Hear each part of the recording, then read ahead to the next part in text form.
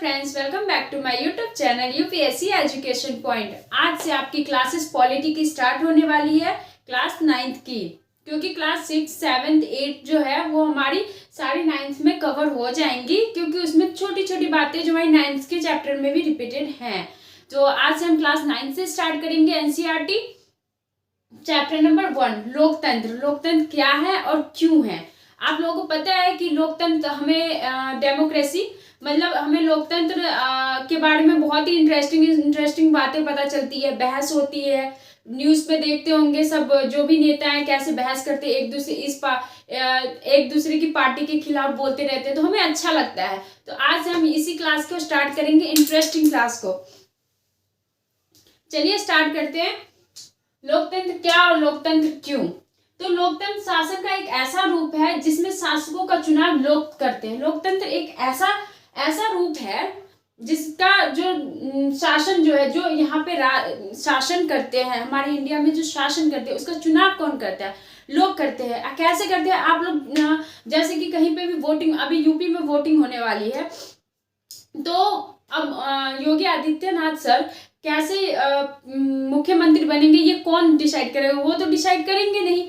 उन्हें जिताने वाला कौन? हम लोग होते हैं जो वोट देते हैं। उन्हें ज्यादा वोट्स मिलेंगे तो वो खुद पे खुद मुख्यमंत्री बन जाएंगे। ठीक है, तो कौन शासकों का चुनाव कौन करता है? लोग करता है। हम ही लोग करेंगे तो वो लोग मुख्यमंत्री बनते हैं।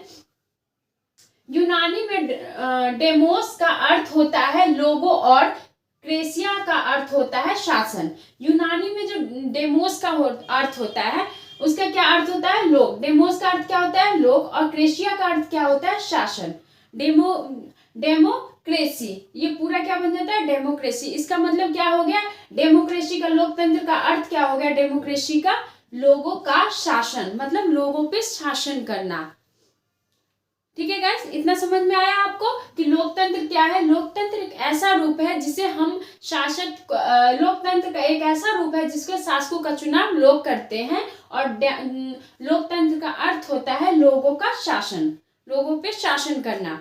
ठीक है, भारतीय लोकतंत्र, हमारा भारत का लोकतंत्र कैसा है इस पे आज हम चर्चा करते हैं। तो भारत दुनिया का सबसे बड़ा लोकतंत्र वाला देश है। भारत जो है हमारा दुनिया का सबसे बड़ा लोकतंत्र है, ये आपको पता है, और सबसे बड़ा लिखित भी है। ऐसा जैसा हमारा लोकतंत्र है वैसा कहीं पे भी लोकतंत्र ना हुआ है और ना ही आगे चल के होने वाला है, और सबसे बड़ा लिखित भी है। और एक और बात बताइए कि हमारे इंडिया का देश में सबसे बड़ी जनसंख्या वाला देश कौन सा है? चाइना है। उसके बाद कौन सी आ जाती है? इंडिया। बट चाइना क्या है? लोकतांत्रिक देश नहीं है। तो सबसे पहले लोकतंत्र कौन सा हो जाता है? हमारा इंडिया आता है। ओके गाइस, तो भारत में लोकतंत्र तब आया जब 26 जनवरी 1950 को भारत का संविधान लागू हुआ। लोकतंत्र कब आया भारत में? जब हमारा देश में संविधान जब लागू हुआ था तभी से लोकतंत्र स्टार्ट हो गया। और लोकतंत्र कब से स्टार्ट हुआ? तो 26 जनवरी 1950 को। ठीक है, यह विश्व का सबसे लंबा लिखित संविधान है। हमारे विश्व का सबसे लंबा और लिखित संविधान कौन सा है? हमारे इंडिया का संविधान है। ठीक है, जनसंख्या की दृष्टि से सबसे पहले कौन आता है? चाइना आता है, फिर इंडिया आता है। लेकिन लोकतांत्रिक अगर कहा जाए तो उसमें सबसे पहले नंबर पर हमारा इंडिया का ही नाम आता है। संविधान में लोकतंत्र की संपूर्ण व्याख्या की गई है। संविधान में जो हमारा संविधान लिखा हुआ है उसमें संपूर्ण व्याख्या की गई है कि कैसे हमारे इंडिया को, मतलब कि कानून को चलाना है। ये A to Z बातें उसमें लिखी गई हैं। लोकतंत्र की विशेषता, लोकतंत्र की क्या क्या विशेषता होती है? तो इनमें शासन लोगों द्वारा चुना जाता है। इसमें क्या है, इसकी विशेषता क्या है? इसमें जो लोगों के द्वारा इसका शासक चुना जाता है। हम कुछ भी, मतलब मुख्यमंत्री है, मुखिया है, कुछ भी है, तो क्या लोग चुनते हैं, वो खुद पे खुद नहीं बनते हैं। हम जब उन्हें बनाएंगे तभी वो बनेंगे, हम वोट देंगे तभी वो कुछ बनेंगे। मुख्यमंत्री हो, मुखिया हो, कुछ भी हो, वो हमारे वोट से ही बनते हैं। प्रतिनिधि चुनाव आयोग होते हैं। और हमारे इंडिया में क्या होता है? प्रतिनिधि चुनाव होते हैं। हर जगह देखोगे, कई जगह है कि लोग अपने आप ना खुद को मुख्यमंत्री बना लेते हैं, प्रधानमंत्री बना लेते हैं। वोटिंग्स के लोगों का कोई वैल्यू नहीं होता है। लेकिन हमारे इंडिया में क्या? प्रतिनिधि चुनाव होता है। जैसे अगर हम चाहें तो हम भी मुख्यमंत्री बन सकते हैं। कॉम्पिटेटिव मतलब एक दूसरे के साथ हम उसमें खड़े हो सकते हैं, जिससे वोट ज्यादा मिलेगा वो बन सकता है। इसमें कोई रोक टोक नहीं है, कोई लिंग, जाति, भेदभाव, रंग रूप, इसमें कुछ नहीं देखा जाता है। कोई भी बन सकता है, किसी भी जाति का हो, किसी भी रंग का हो, कुछ भी हो, इसमें कोई मैटर नहीं करता है। ठीक ना, हमारे भारत में ये चीज है जो बहुत ही अच्छा है। चाहे कोई भी हो, धर्म हो, जाति हो, शिक्षा हो, रंग, धन, कुछ भी हो, वो मतलब बन सकता है। और प्लस किसी भी रंग रूप कुछ भी हो, उन्हें वोट देने की आजादी है, उन्हें कोई नहीं रोक सकता है। आप वोटिंग जब वोट देने जाओगे तो आप ये देखोगे, चाहे बड़ा हो, ज्यादा अमीर हो या गरीब हो, चाहे नीची जात का हो या ऊंची जात का हो, सबका नंबर आता है, लाइन वाइज वो लगते हैं। कोई ऐसा नहीं है कि हाँ मैं ज्यादा पैसे वाला हूं तो मैं पहले वोट डाल के चला जाऊंगा, मेरे वोट का ज्यादा वैल्यू होगा, ऐसा कुछ नहीं है। एक आदमी की एक वोट होती है, उसकी वही मूल्य है जो नीची जाति वाली का होगा चाहे ऊंची जाति वाली को, सबका एक ही वैल्यू है, किसी को इसमें मोल तोल नहीं किया गया है। चुने गए शासन संवैधानिक कानून और नागरिक अधिकारों द्वारा निर्धारित किए जाते हैं।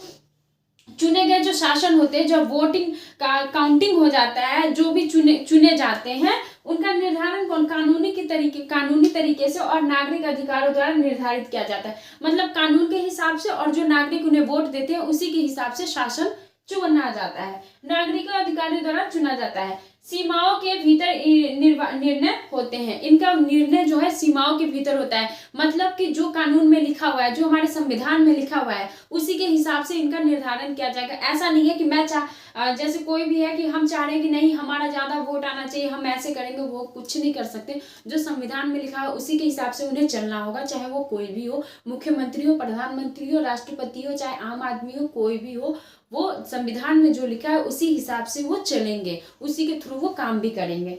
ठीक है, इतना क्लियर हो गया।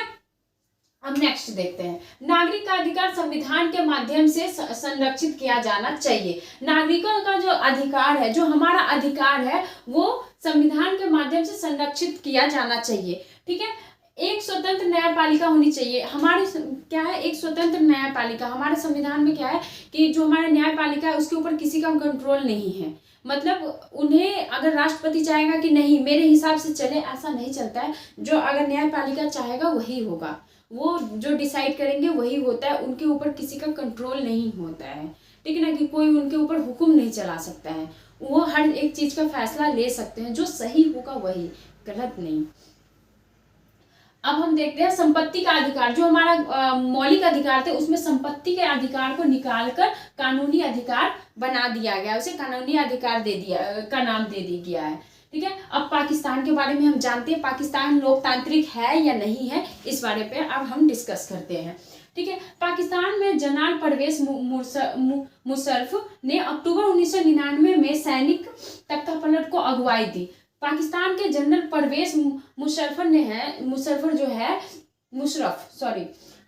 परवेज मुशर्रफ ने अक्टूबर 1999 जो है उन्होंने तख्तापलट कर दिया था। जो मतलब जो बने हुए थे, जो लोगों के थ्रू जो वहाँ के बने थे राष्ट्रपति, मुख्यमंत्री, उनका उन्होंने तख्तापलट कर दिया था। मतलब कि उसको हटाकर ये खुद ही बन गए थे। उन्होंने लोकतंत्र तरीके से चुनी हुई सरकार को उखाड़ फेंका। उन्होंने जो लोकतंत्र के तरीके से जो मतलब कि लोगों के वोटिंग के थ्रू जो सरकार बनी थी उसे हटा दिया। उखाड़ फेंकना मतलब ये नहीं होता, मतलब उसे हटाकर वो खुद ही अपनी सरकार बना लिए, खुद को देश का मुख्य कार्यकारी घोषित किया। उन्होंने खुद को मतलब खुद ही उन्हें हटाकर खुद को अपने उस देश का मुख्य कार्यकारी नियुक्त कर दिया, और बाद में उन्होंने खुद को राष्ट्रपति घोषित कर दिया, और बाद में उन्होंने खुद को ही राष्ट्रपति घोषित कर दिया। उन्होंने खुद ही कि मैं राष्ट्रपति रहूंगा, लोगों ने वोट दिया, उस हिसाब से नहीं चलेगा। तो ऐसे तो लोकतांत्रिक हो नहीं सकता है। लोकतांत्रिक कब होता है? जब हम नागरिकों के थ्रू वोटिंग होती है, उनके हिसाब, उनके जो वोट्स आते हैं उस हिसाब से जब शासक बनते हैं तो वो लोकतांत्रिक कहलाते हैं। बट अगर आप खुद ही बन रहे हैं तो वो लोकतांत्रिक नहीं होता है। तो इन्होंने पाकिस्तान जो बोलते हैं कि हमारा लोकतंत्र वाला देश है, लोकतांत्रिक है, ऐसा कुछ नहीं है, सब झूठे हैं। ठीक है, अब धोखे से एक जनमत संग्रह करा उन्होंने अपना कार्यकाल सदा के लिए बनवा लिया। उन्होंने धोखे से अपना कार्यकाल सदा के लिए उन्होंने क्या किया? बनवा लिया। अगस्त 2002 में उन्होंने लोकतंत्र फ्रेमवर्क ऑर्डर के जरिए पाकिस्तान के संविधान को बदल डाला। उन्होंने अगस्त 2002 में क्या किया कि लोकल फ्रेमवर्क ऑर्डर के जरिए उन्होंने क्या किया कि संविधान को ही बदल डाला। उन्होंने संविधान ही बदल डाला। उनके अनुसार राष्ट्रपति राष्ट्रीय और प्रांतीय संघ को भंग कर सकते हैं। वो किसी भी चीज मतलब कि वो राष्ट्रीय और अनुशासन सब चीज को वो भंग कर सकते हैं। उन्होंने खुद को ही अपनी पूरी शक्ति खुद को ही ले ली।